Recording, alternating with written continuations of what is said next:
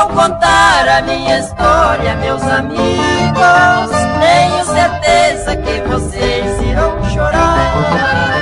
Eu me casei com uma falsa mulher, que infelizmente só tem me feito penar.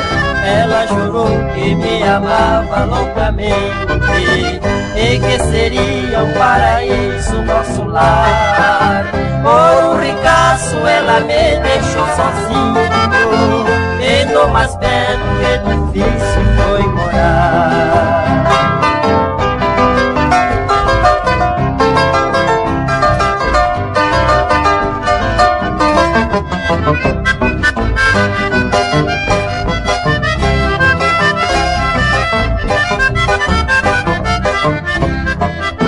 Nossa casinha hoje vive abandonada, e eu jogado pelas ruas da cidade. Nem na bebida não consigo te esquecer, de ser feliz jamais tive liberdade. E quando entro no meu quarto solitário, vem a tristeza pra aumentar o meu castigo. Saio chorando pelas ruas novamente, entro no bar e vou beber com os amigos.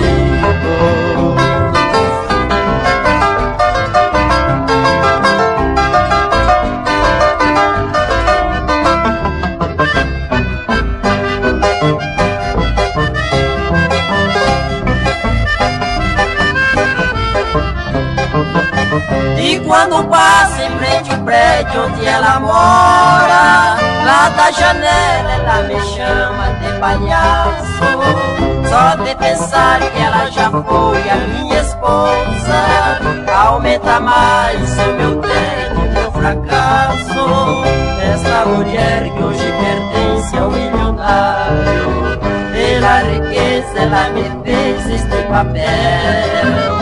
Com o dinheiro compra tudo deste mundo, mas não compra um cantinho lá no céu.